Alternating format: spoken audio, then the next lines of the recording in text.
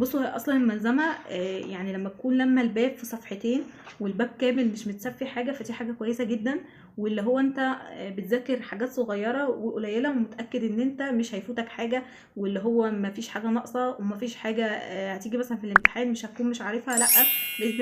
ناس كتير بتكلمني ان هم تايهين في الفيزياء الايام دي ونعمل ايه والامتحان خلاص بعد بكره. نقدر ان احنا مش مذاكرين او كده نقدر ان احنا نجيب درجه كويسه.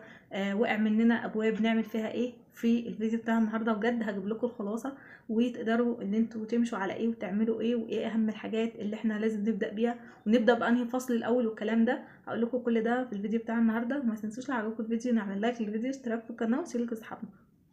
بص، اول حاجه الفيزياء انا عشان المها محتاج حاجتين: ان انا اعرف ايه اهم الحاجات اللي موجوده عندي في المنهج، القانون ده بيستخدم ليه وهستخدمه امتى لما يجيلي اني مساله، وان انا كده لميت الجزء بتاع الشرح والنظري والكلام ده. ادخل بقى على الجزء التطبيقي، وهو ده الاهم، ان انا احل على الاقل 5 اختبارات يكونوا شاملين على المنهج كله. اقدر ان انا اعمل الكلام ده ازاي دلوقتي في الوقت البسيط؟ بص، اول حاجه اللي انت هتلمه لوحدك مش زي اللي مستر هيلمهولك، تمام؟ فلو انت مش حضرت مثلا مراجعة معكش ملزمة مراجعة المستر فيها الخلاصة، هتعتمد على حاجتين. اول حاجة في مستر كان عامل مراجعة شرح لمنهج تانية ثانوي عن المنهج كله. هسيب لكم لينك المراجعة دي تقدروا ان انتوا تتفرجوا عليها. المراجعة تقريبا ساعتين او حاجة، وبجد لما المنهج وشرحه كده هادي وبسيط، فاللي هو هتفهموا الدنيا منه. خلصت المراجعة دي. بصوا، انا كنت يعني في ناس منكم عارفه ان انا مدرسه فيزياء، كنت عامله ملازم مراجعه على كل جزء في المنهج، اللي هو مثلا مقسمه المنهج على 4 اجزاء. احنا عندنا المنهج الفصل الاولاني اللي هو او الباب الاولاني اللي كان بيتكلم عن الموجات، والفصل يعتبر الكبير اللي هو الباب التاني الضوء كله، واللي هو التالت اللي هو بتاع اللزوجه والمواقع والسريان والكلام ده. اكبر فصل عندنا هو الضوء، فبقسماه على ملزمتين، والفصل الاول والاخير كل واحد ملزمه. يعني كده بقى عندي 4 ملازم. ده شكل كده الملزمه اهي، وهصورها لكم يعني ايه تصوير من جوه. الفصل الاولاني متلخص كله في صفحتين اللي هما كده اهو، فاهمين؟ فاللي هو دي حاجه كويسه، فتقدر ان انت لو مش معاك كتاب او حاجه ان انت تذاكر منها، تقدر ان انت تبعت لي على الانستجرام، وهي طبعا بسعر رمزي خالص على الانستجرام، ونبعتها لك. وتقدر ان انت تطبعها عايز تذاكر منها على التليفون، فبجد حلوه قوي. وطبعا بعد الملخص بتاع الفصل فيه اسئله على فصل، وتقدر ان انت لو عايز تسالني على اي حاجه في الفيزياء، اي حد فيكم عايز يسالني على اي سؤال في الفيزياء بتاع تانية ثانوي، يقدر ان هو يبعته لي عادي على الانستجرام، بسيب لكم اللينك في اول كومنت. يبقى انا كده خلاص خلصت الشرح، اتفرجت على المستر ده ولميت الشرح. لو هحفظ حاجات من الحاجات دي لو انتم عايزينها، لو ما انت معكش كتاب ومش هتقدر ومش معاك مثلا اي ملزمه مراجعه، تقدر ان انت تعتمد عليها في حفظ المقالي او الشرح كله. خلصت النقطتين دول او خلصت النقطه دي، خلاص كده احنا بقى نبدا ان احنا نحل امتحان. مش هقولك ان انت اول ما تكون هتحل امتحان هتلاقي الدنيا وردي وهتحل الامتحان كله صح، لا، هتلاقي حاجات بتقف قصادك بس حاجات بسيطه نقدر ان احنا ايه مع يعني ان انت تحل الامتحان الاولاني هتلاقي غلطات، الامتحان التاني هتلاقي الدنيا ها بدات. طب انا لو هبدا اذاكر، ابدا اذاكر بانهي؟ خد الاول الفصل بتاع الضوء، وبعد كده الفصل بتاع الموجات، وبعد كده الفصل بتاع المواقع. لان فصل الضوء بيجي عليه يعتبر نص الامتحان، والتانيين النص التاني، لان هي بتكون نسبه وتناسب كده وعدد اسئله معين.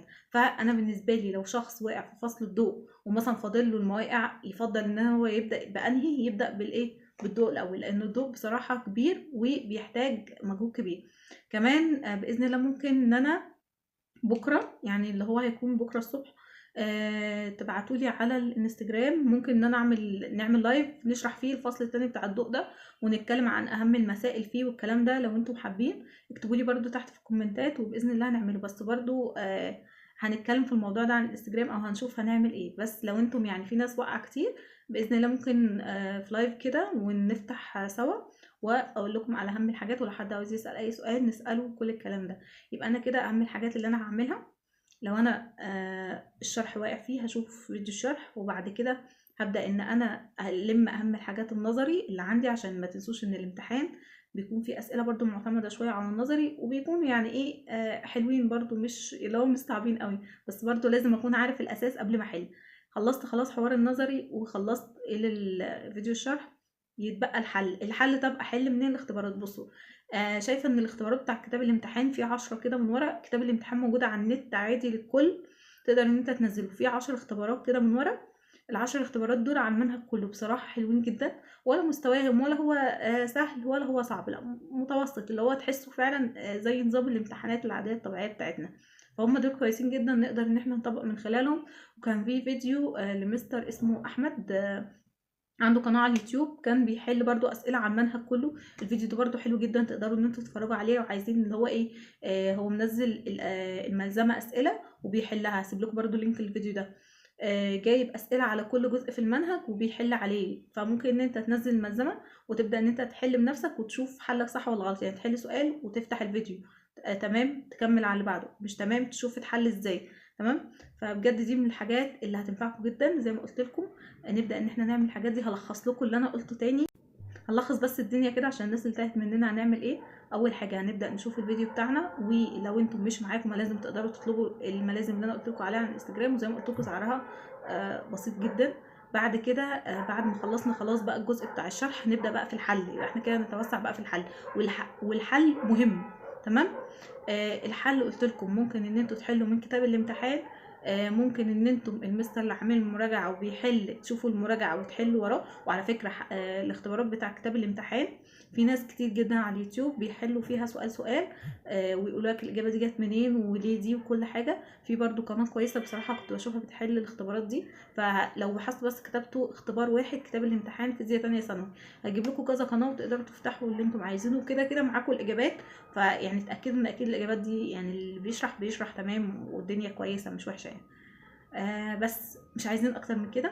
ناخد بالنا ايه من الحاجات اللي بيعتبر بتجيلنا يعني من على القديم او كده. مفيش حاجه بتيجي من على المناهج القديمه، كله من المنهج، غير بس في الاساسيات بتاعه الفيزياء، التحويلات يعني من متر لمليمتر، من متر لسنتي، الكلام ده.